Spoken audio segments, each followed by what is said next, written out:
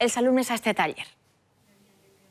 N'hi ha motivacions, n'hi ha moltes, tantes com alumnes s'han apuntat a aquest curs d'iniciació, però sempre darrere, en el fons, n'hi ha una essencial, que és l'amor a una tradició genuïnament il·licitana. A partir d'ací, n'hi ha qui ho fa per afició, perquè és molt entretingut, i altres que ho fan perquè li veuen una eixida laboral, com és el teu cas, Carmen. Sí, Tu què li veus? Tu te veus en el futur dedicant-te a això? sí, ¿por qué no?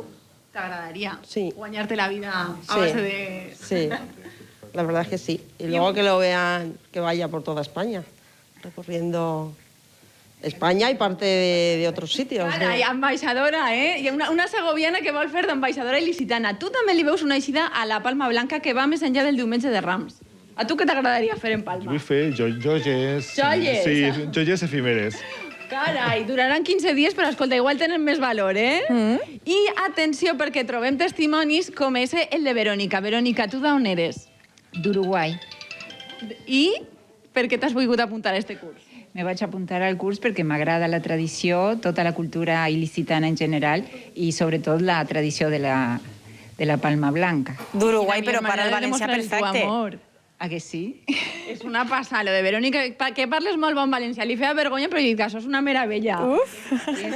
A tu, dona, i a continuar aprenent. Un curs, Laura, que cada any n'hi ha més. 34 persones, 19 en este taller d'iniciació i 15 en el de perfeccionament, que és de matí. En el d'iniciació comencem a veure homes, que això sempre és bo.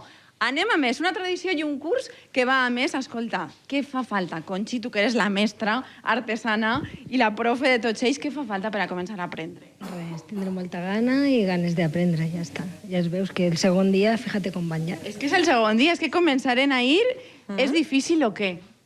Una miqueta. Una miqueta, bueno, perquè és el segon dia, ja tornarem en maig a veure com se'ls ha donat.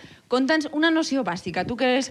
Com podrien començar? Bueno, pues ells comencen, com vosaltres veu, no hi ha aquí palmes en agarrar-se al tronc, que és el que és el ram tradicional, perquè el que a mi m'interessa és que al principi tinguin contacte en la palma i en la forma de trenzar.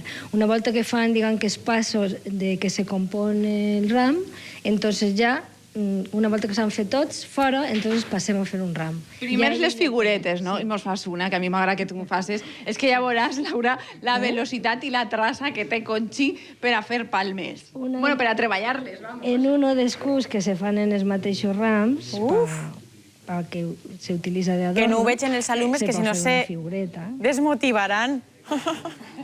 No se desmotiven, no se desmotiven. Ells saben que és important tindre la tècnica, això ho aprendran, però que fa falta molta creativitat i a Conchi no li falta.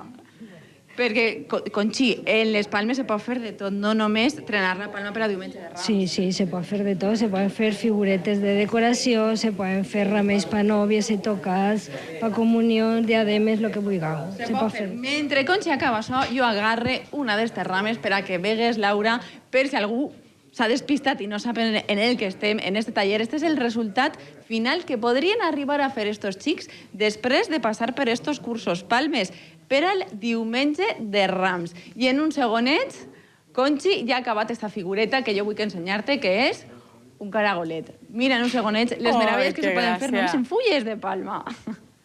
Precioses, són obres d'art, com acabem de veure. Gràcies, Mariajo.